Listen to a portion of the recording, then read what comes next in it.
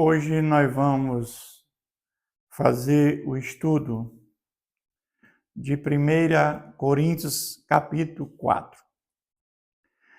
Nesse capítulo, Paulo, ele vai falar que os pregadores são responsáveis a Deus. O cuidado com a pregação da palavra de Deus. Ele começa dizendo: assim, pois, importa que os homens nos considerem como ministro de Cristo e despenseiro dos ministérios de Deus. Ou seja, Paulo está falando dos obreiros, dos dispenseiros do ministério de Deus, ministério de Deus, que é o Evangelho. Então, Paulo aqui, ele está falando da cuidado com a pregação da palavra de Deus. Ora, além disto, o que se requer dos dispenseiros, ou seja, dos obreiros, aqueles que vão fazer a pregação da palavra, aqueles que são usados como instrumento de Deus para fazer o ID, do qual foram comissionados, é que cada um deles seja encontrado fiel. Ou seja, o que Deus quer de nós é fidelidade. Fidelidade com o texto bíblico, com esta palavra. Nós sabemos que esse texto muitas vezes é adulterado. Muitas vezes a interpretação totalmente contrária aos preceitos desse texto bíblico. Muitos pregam o aniquilamento, muitos pregam que o Espírito Santo não existe. Então, quantas coisas são pregadas, né, totalmente em dissonância da palavra de Deus, sem nenhuma fidelidade ao texto bíblico. Então, os pregadores serão responsáveis por isso, sim, de adulterar a palavra de Deus. É isso que Paulo quer, está levantando aqui. Todavia, a mim, muito pouco se me dá de ser julgado por vós ou por tribunal humano. Nem eu também julgo a mim mesmo. Paulo está entendendo que o julgamento é de Deus. E ele tem consciência que ele está pregando com fidelidade, com amor. A obra dele, o sacrifício dele, em pregar a palavra de Deus, as dificuldades que ele encontra para levar a mensagem da vida de Jesus para o mundo afora. Nós sabemos que as dificuldades de Paulo foram enormes. Mas mesmo assim ele enfrentou tudo. Mas com fidelidade à palavra de Deus. Porque de nada me arguí a consciência, contudo, nem por isso me dou por justificado, pois quem me julga é o Senhor. Ele está dizendo que Deus conhece a nossa vida, Deus conhece tudo sobre nós. Ele sabe o nosso endereço, Ele sabe a nosso desejo, a nossa vontade de pregar a palavra de Deus.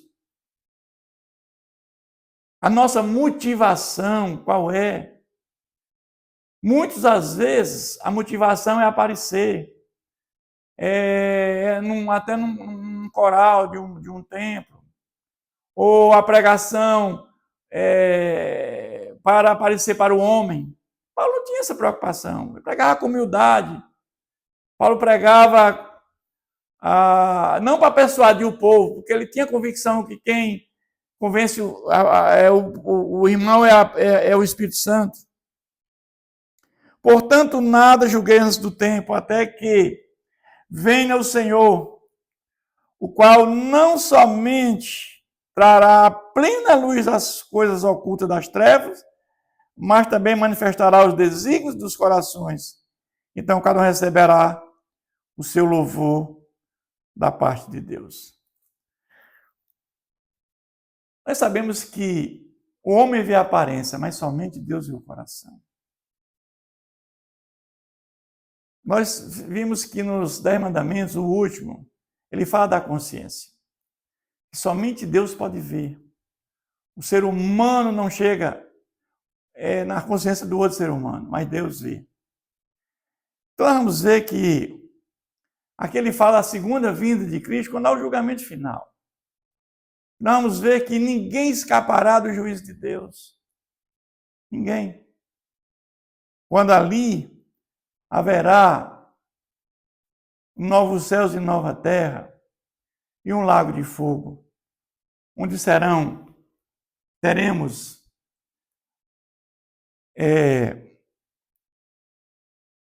vida eterna e sofrimento eterno. Mas o caso é que Paulo ele vai fazer uma reprovação severa a essa igreja. Porque, como já falamos, é uma igreja problemática, onde os irmãos ainda são crianças na fé, não evoluíram, muitos não se converteram. Estas coisas, irmãos, apliquei-as figuradamente a mim mesmo e a Apolo, por vossa causa, para que, por nosso exemplo, aprendeis isto, não ultrapasseis o que está escrito, a fim de que ninguém se ensoberbeça a favor de um em detrimento de outro.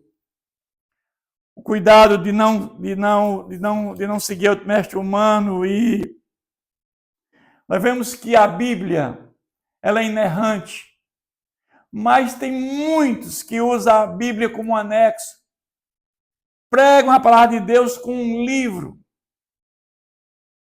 que não tem inspiração divina, que consideramos seitas.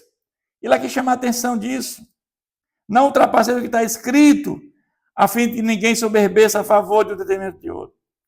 Vamos ver que lá em 1 Pedro diz que 1 Pedro capítulo 1, versículo 23 diz: pois foste regenerados não de semente corruptível, mas de incorruptível, mediante a palavra de Deus, a qual vive e é permanente.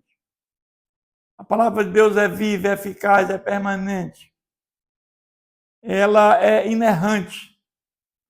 Mas também nós vamos ver lá em 2 Timóteo, capítulo 2, capítulo 3, versículo 16, toda a escritura é inspirada por Deus. Ou seja, Deus inspirou homens com sonhos e visões, e útil para o ensino, para a repreensão, para a correção, para a educação na justiça. Aí ele vai dizer no 17, a fim de que o homem de Deus seja perfeito e perfeitamente habilitado para toda boa obra. Ou seja, Paulo está fazendo uma reprovação severa a esta igreja, porque estão pregando a palavra de Deus não em consonância com os preceitos do nosso Senhor Jesus. Ele vai dizer, já estáis fartos, já estáis ricos, chegaste a reinar sem nós. Sim, tomara reinasse para que também vós a reinar convosco. Ou seja, eles são soberbos, mesmo sem o conhecimento da palavra, mesmo sem a compreensão, né? Eles estão usando os conhecimentos próprios, né? Porque a mim me parece que Deus nos pôs a nós, os apóstolos, em último lugar, como se fôssemos condenados à morte, porque nos tornamos espetáculo ao mundo, tanto a anjos como a homens. Nós saberemos que o quanto os seguidores de Cristo sofreram. De todos os apóstolos de Jesus que ele escolheu, nós sabemos que Judas suicidou-se, mas o único que não morreu de martirizado foi João. Porque os demais apóstolos todos foram martirizados. Um cerrado ao meio, o outro crucificado, o outro apedrejado. E Paulo, que foi um apóstolo fora de tempo, porque quando ele ia perseguindo os do caminho, os seguidores de Cristo, ele teve um encontro com Jesus. E quando nós temos um encontro com Jesus, nós não voltamos mais pelo mesmo caminho. Nós somos diferentes, porque passa a habitar em nós o Espírito Santo. Mas Paulo sofreu muito por conta do Evangelho. Como o próprio Jesus tinha dito, que ele vai sofrer muito por conta do meu nome. Paulo foi apedrejado, Paulo foi preso em prisões, foi chicoteado, açoitado. Recebeu 5 quarentenas de açoites, que era uma coisa terrível. Uma quarentena de açoites, a pessoa já não escaparia. Paulo recebeu 5. Mas tinha um propósito na vida deste homem. Então, Paulo aqui está falando que o que sofreram, se fôssemos condenados à morte, porque nos tornamos espetáculo ao mundo, tanto a anjo como a homem. Nós vimos, por exemplo, que no primeiro século, Nero chegou a colocar cristãos mortos nos postes, colocar óleo para incendiar o palácio. Quantos leões, quantas pessoas foram devoradas por leões, quantos cristãos na arena para provocar riso perante as pessoas. Até a presente hora sofremos fome, sede e nudez, e somos esbofetados, e não temos morada certa. Então nós vamos ver que quanto sofrimento esses homens passaram, esses homens de Deus. E aqui vale a gente colocar aquela questão dos dispensacionalistas, dos pré-tribulacionistas, que entende que a igreja de Cristo não passará pela grande tribulação. Meus irmãos, esses homens de Deus passaram pela grande tribulação. Os nossos primeiros cristãos foram atribulados com Nero, com Domiciano e com tantos outros imperadores durante todo esse período. Então não dá sentido. A igreja passará sim pela grande tribulação, como esse próprio texto aqui mostra, o que esses homens sofreram, esses homens de Deus. A igreja não passará pela ira de Deus, porque quando Jesus voltar pela segunda vez, ele arrebatará os que estiverem vivos, ressuscitará os mortos em Cristo Jesus no corpo glorificado. E nesse momento que Jesus voltar pela segunda vez, terá uma ressurreição de todos ao mesmo tempo e arrebatamento da igreja. E os que ficarem passarão pela ira de Deus, sim. A igreja não passará pela ira de Deus, mas passará pela grande tribulação. Como aqui está dizendo? Que foram esbofetados, não tem moradia. E ele diz no versículo 12, e nós afadigamos trabalhando com as nossas próprias mãos. Porque Paulo, ele fazia tendas, ele trabalhava muitas vezes para a sua própria sobrevivência. Evidentemente que ele era ajudado pelos irmãos da igreja, mas ele disse com as próprias mãos porque eles ajudaram. Justamente com Áquila, com Priscila. Quando somos injuriados, bendizemos. Olha só a diferença de um cristão verdadeiro. Quando ele é injuriado, ele bendiz a Deus. E quando ele é perseguido, ele suporta. Mas o que é que faz uma pessoa bendizer quando é injuriada e suportar quando perseguida? É o Espírito Santo. Somente aqueles que têm o Espírito Santo é capaz tem essa capacidade de bendizer quando perseguido, quando injuriado e suportar quando perseguido. É o Espírito Santo que nos fortalece em poder. É o Espírito Santo o guia da nossa vida. É aquele que vai nos preparando, aquele que vai nos ajudando na santificação, nesse processo, sem o qual ninguém verá a Deus. Ele vai dizer, quando caluniados procuramos conciliação, até agora temos chegado a ser considerado o lixo do mundo, escola de todos. Por quê? Porque os judeus que não aceitaram a mensagem salvífica de Jesus, nem os gentios, eles eram pessoas como se fossem considerados lixo. Eu não entendiam a mensagem salvífica de Jesus. Entender que Jesus veio, ele era o Messias, rei morrer por todos. E aqueles que colocaram a fé em Jesus terão a salvação e a vida eterna.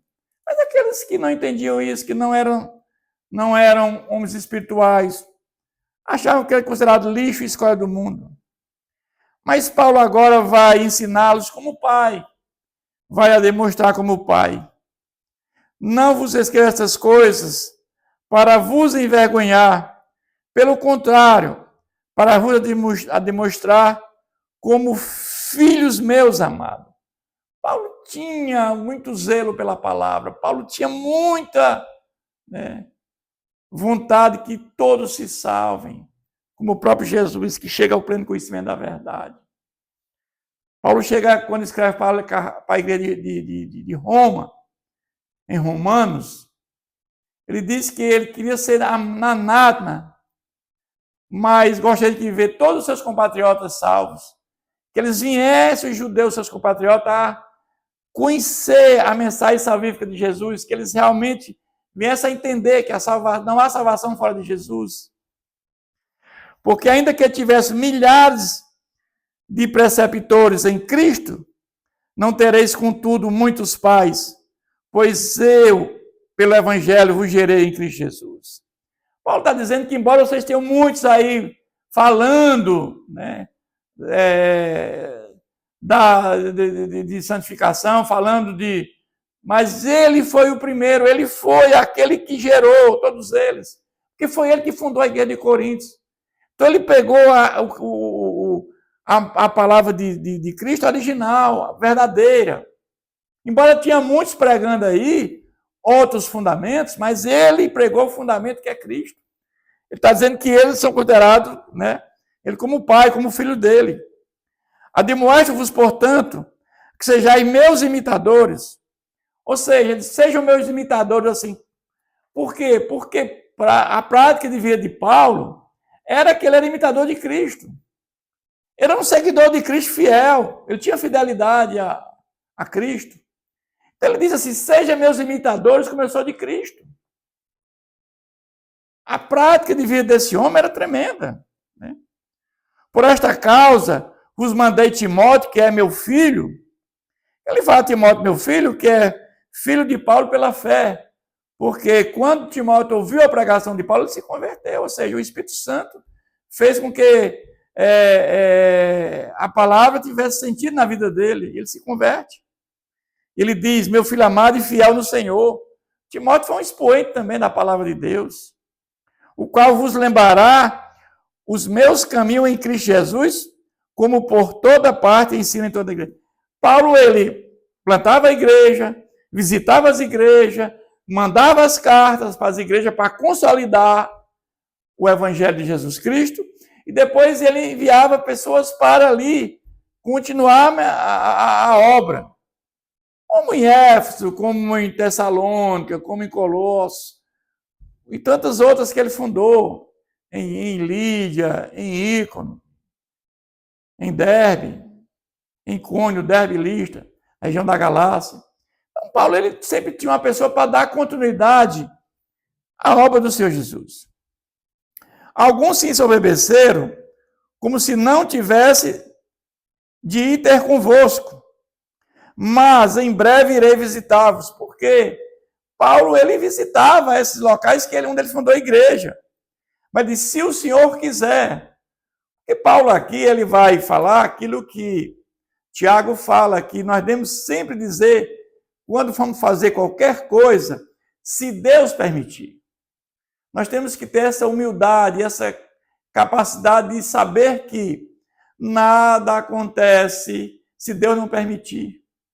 Quantas vezes Paulo programou ir a um local e foi impedido pelo Espírito Santo?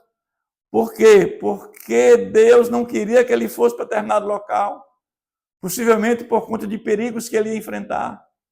Então nós temos que, aqui ele diz que ele está admoestando como pai. Qual é a função de um pai, irmãos? Exortar, disciplinar, dar limites, dar amor. Isso é isso que Paulo aqui está levantando. Mas em breve irei visitar-vos, se o Senhor quiser. E então conhecerei não a palavra, mas o poder dos ensoberbecidos. Não a palavra daqueles homens, porque a palavra dele não interessava para Paulo. Porque a palavra deles era uma palavra que não tinha consonância com a palavra de Jesus, né? Mas o poder dos ensoberbecidos. Ele vai com esse capítulo dizendo: porque o reino de Deus consiste não em palavras, mas em poder. Nós sabemos que o reino de Deus, ele dá uma transformação de vida.